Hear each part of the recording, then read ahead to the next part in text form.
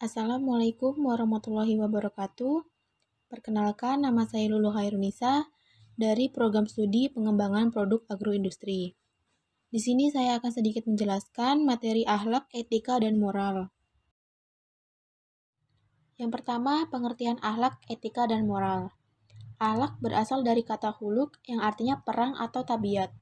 Dalam Kamus Besar Bahasa Indonesia, kata akhlak diartikan sebagai budi pekerti atau kelakuan. Dapat didefinisikan bahwa akhlak adalah daya kekuatan jiwa yang mendorong perbuatan dengan mudah, spontan tanpa dipikirkan dan direnungkan lagi. Dengan demikian, akhlak pada dasarnya adalah sikap yang melekat pada diri seseorang secara spontan diwujudkan dalam tingkah laku atau perbuatan. Berikutnya etika. Etika adalah sebuah tataan perilaku berdasarkan suatu sistem tata nilai suatu masyarakat tertentu. Etika lebih banyak dikaitkan dengan ilmu atau filsafat. Karena itu, yang menjadi standar baik dan buruk itu adalah akal manusia. Jika dibandingkan dengan moral, maka etika lebih bersifat teoritis, sedangkan moral bersifat praktis. Moral bersifat lokal atau khusus, dan etika bersifat umum. Selanjutnya, moral. Moral berasal dari bahasa Latin mores yang berarti adat kebiasaan. Moral selalu dikaitkan dengan ajaran baik, buruk yang diterima umum atau masyarakat. Karena itu, adat istiadat masyarakat menjadi standar dalam menentukan baik dan buruknya suatu perbuatan. Yang kedua, perbedaan antara akhlak, etika, dan moral. Perbedaan antara akhlak dengan moral dan etika dapat dilihat dari dasar penentuan atau standar ukur baik dan buruk yang digunakannya.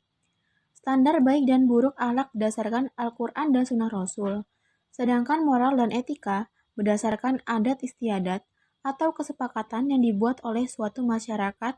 Jika masyarakat menganggap suatu perbuatan itu baik, maka baik pula lah nilai perbuatan itu.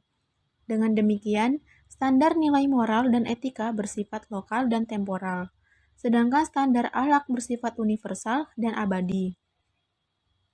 Dalam pandangan Islam, akhlak merupakan cermin dari apa yang ada dalam jiwa seseorang. Karena itu, akhlak yang baik merupakan dorongan dari keimanan seseorang, sebab keimanan harus ditampilkan dalam perilaku nyata sehari-hari.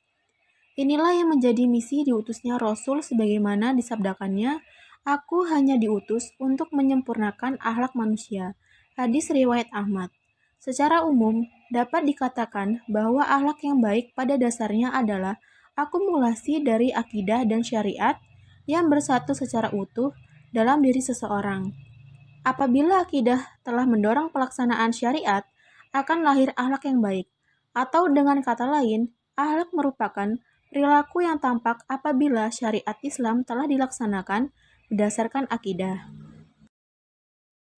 Kemudian ada macam-macam akhlak. Yang pertama, akhlak kepada Allah. 1.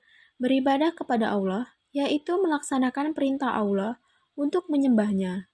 Sesuai dengan perintahnya, seorang muslim beribadah membuktikan ketundukannya terhadap perintah Allah. 2. Berzikir kepada Allah, yaitu mengingat Allah dalam berbagai situasi dan kondisi, baik diucapkan dengan mulut maupun dalam hati. Berzikir kepada Allah melahirkan ketenangan dan ketentraman hati. 3. Tawakal kepada Allah, yaitu berserah diri sepenuhnya kepada Allah dan menunggu hasil pekerjaan atau menanti akibat dari suatu keadaan. Yang kedua, akhlak kepada diri sendiri. 1. Sabar. Sabar yaitu perilaku seseorang terhadap dirinya sendiri sebagai hasil dari pengendalian nafsu dan penerimaan terhadap apa yang menimpanya. Sabar diungkapkan ketika melaksanakan perintah, menjauhi larangan, dan ketika ditimpa musibah. 2. Syukur. Syukur yaitu sikap berterima kasih atas pemberian nikmat Allah yang tidak bisa terhitung banyaknya. Syukur diungkapkan dalam bentuk ucapan dan perbuatan. Syukur dengan ucapan adalah memuji Allah dengan bacaan Alhamdulillah. Sedangkan syukur dengan perbuatan dilakukan dengan menggunakan dan memanfaatkan nikmat Allah sesuai dengan aturannya. Yang ketiga, akhlak kepada keluarga. Akhlak terhadap keluarga adalah mengembangkan kasih sayang di antara anggota keluarga yang diungkapkan dalam bentuk komunikasi. Akhlak kepada ibu bapak adalah berbuat baik kepada keduanya dengan ucapan dan perbuatan. Berbuat baik kepada ibu bapak dibuktikan dalam bentuk-bentuk perbuatan antara lain, menyayangi dan mencintai ibu bapak sebagai bentuk terima kasih dengan cara bertutur kata sopan dan lemah lembut, menaati perintah, meringankan beban, serta menyantuni mereka jika sudah tua dan tidak mampu lagi berusaha. Yang keempat, akhlak kepada sesama manusia yang terdiri dari dua. Satu, akhlak terpuji atau mahmudah. Akhlak terpuji terdiri dari satu, husnuzon. Husnuzon berasal dari lafal husnun atau baik dan adhamu atau prasangka. Husnuzon berarti prasangka, perkiraan, dugaan baik. Lawan kata husnuzon adalah suuzon, yakni berprasangka buruk terhadap seseorang. Hukum kepada Allah dan Rasul-Nya wajib. Wujud husnuzon kepada Allah dan Rasul-Nya antara lain meyakini dengan sepenuh hati bahwa semua perintah Allah dan Rasul-Nya adalah untuk kebaikan manusia. Meyakini dengan sepenuh hati bahwa semua larangan agama pasti berakibat buruk. Hukum husnuzon kepada manusia mubah atau jais. Husnuzon kepada sesama manusia berarti menaruh kepercayaan bahwa dia telah berbuat sesuatu kebaikan. Husnuzon berdampak positif baik bagi pelakunya sendiri maupun orang lain. 2. Tawaduk. Tawaduk berarti rendah hati. Orang yang tawaduk berarti orang yang merendahkan diri dalam pergaulan. Lawan kata tawaduk adalah takabur. 3. Tasamu. Tasamu artinya sikap tenggang rasa, saling menghormati, dan saling menghargai sesama manusia. 4. Ta'awum. Ta'awum berarti tolong-menolong, gotong royong, bantu-membantu dengan sesama manusia. Yang kedua, akhlak tercela atau mazmumah. Akhlak tercela terdiri dari satu, hasad. Hasad artinya iri hati atau dengki. Iri berarti merasa kurang senang atau cemburu melihat orang lain beruntung. 2.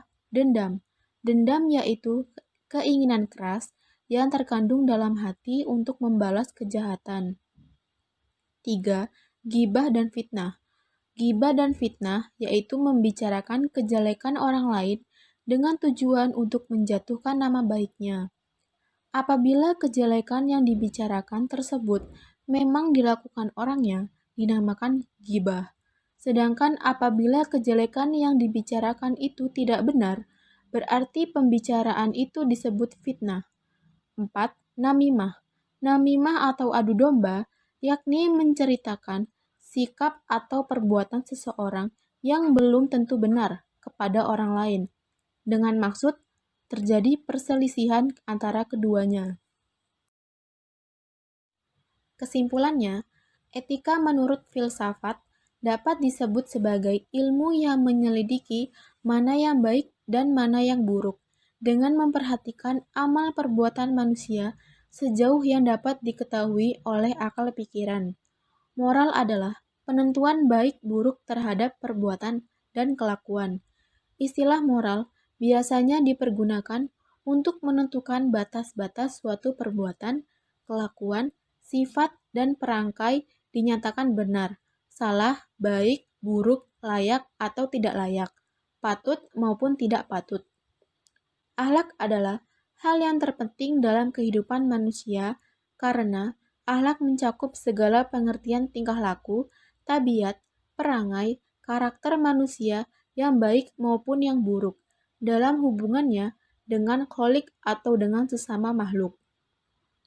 Ketiga hal tersebut merupakan hal yang paling penting dalam pembentukan akhlakul karimah seorang manusia, dan manusia yang paling baik budi pekertinya adalah Rasulullah Shallallahu Alaihi Wasallam.